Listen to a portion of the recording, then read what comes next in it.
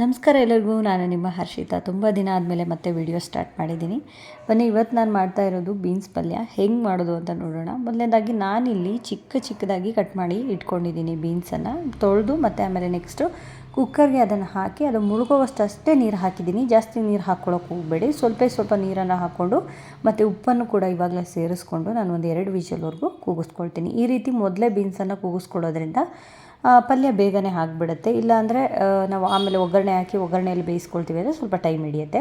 So ಕುಕ್ಕರಲ್ಲಿ ಮೊದಲೇ ಬೇಯಿಸ್ಕೊಳ್ಳೋದು ಒಳ್ಳೆಯದು ಅನಿಸುತ್ತೆ. ಅದಾದಮೇಲೆ ನೆಕ್ಸ್ಟ್ ನಾನಿಲ್ಲಿ ಒಂದು ಬಾಣಲೆಗೆ 4ರಿಂದ 5 ಸ್ಪೂನಷ್ಟು ಎಣ್ಣೆ, 1 ಸ್ಪೂನಷ್ಟು ಸಾಸಿವೆ, ಅದೆಲ್ಲ ಸಿಡಿದ ಮೇಲೆ ನೆಕ್ಸ್ಟು ಒಂದು ಎಸ್ಲಷ್ಟು ಕರಿಬೇವಿನ ಸೊಪ್ಪು ಹಾಕ್ಕೊಂಡಿದ್ದೀನಿ. ಅದು ಕೂಡ ಚಿಟಪಟ ಅಂದಮೇಲೆ ನೆಕ್ಸ್ಟ್ ನಾನಿಲ್ಲಿ ಒಂದು ದೊಡ್ಡ ಗಾತ್ರದ ಈರುಳ್ಳಿನ ಕಟ್ ಮಾಡಿ ಇಟ್ಕೊಂಡಿದ್ದೀನಿ. ಚಿಕ್ಕದಾದರೆ ನೀವು 2 ಹಾಕ್ಕೊಳ್ಳಿ.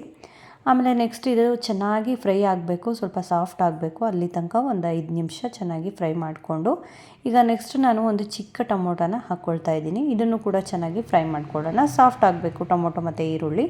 ಅದಾದಮೇಲೆ ನೆಕ್ಸ್ಟ್ ನಾನಿಲ್ಲಿ ಈ ಒಗ್ಗರಣೆಗೆ ಎಷ್ಟು ಬೇಕೋ ಅಷ್ಟೇ ಉಪ್ಪನ್ನು ಹಾಕ್ಕೊಳ್ತಾ ಇದ್ದೀನಿ. ಜಾಸ್ತಿ ಹಾಕ್ಕೊಂಡಿಲ್ಲ, ಯಾಕಂದರೆ ನಾನು ಬೀನ್ಸ್ ಬೇಯಕ್ಕೆ ಕೂಡ ಹಾಕ್ಕೊಂಡಿದ್ದೀನಿ. ಸ್ವಲ್ಪ ಉಪ್ಪನ್ನು ಹಾಕ್ಕೊಂಡು ನೆಕ್ಸ್ಟ್ ನಾನು ಒಂದು 1/4 ಸ್ಪೂನಷ್ಟು ಅರಿಶಿನ ಕೂಡ ಹಾಕ್ಕೊಂಡಿದ್ದೀನಿ.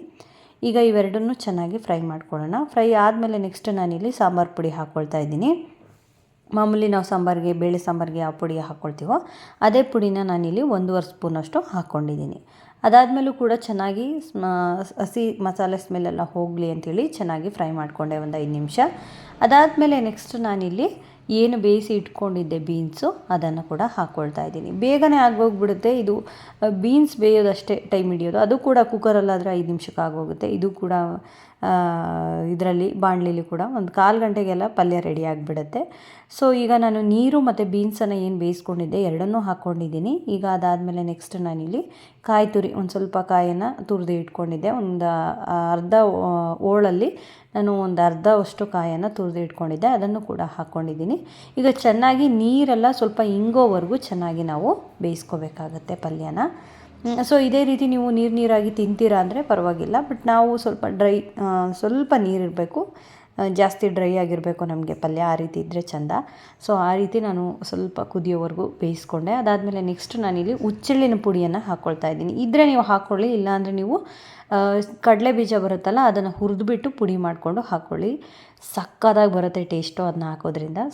ಸೊ ಅದನ್ನ ಹಾಕ್ಕೊಳ್ಳಿ. ಈಗ ನೆಕ್ಸ್ಟು ನಾನು ನೋಡಿ ನೀರೆಲ್ಲ ಕರಗಿ ಹೋಗ್ತಾ ಇದೆ. ಹೋದ್ಮೇಲೆ ನಮ್ಮ ಪಲ್ಯ ರೆಡಿಯಾಗಿದೆ. ಸೊ ಇದು ಚಪಾತಿ ಜೊತೆ ಒಳ್ಳೆ ಸಖತ್ ಕಾಂಬಿನೇಷನ್ನು. ನೀವು ಟ್ರೈ ಮಾಡಿ ಹೇಗಿತ್ತು ಅಂತ ನನಗೂ ಹೇಳಿ. ಈ ವಿಡಿಯೋ ನಿಮಗೆಲ್ಲ ಇಷ್ಟ ಆಗಿದ್ದರೆ ದಯವಿಟ್ಟು ಲೈಕ್, ಶೇರ್, ಕಮೆಂಟ್ ಮಾಡಿ, ಸಬ್ಸ್ಕ್ರೈಬ್ ಮಾಡಿ. Thank you for watching.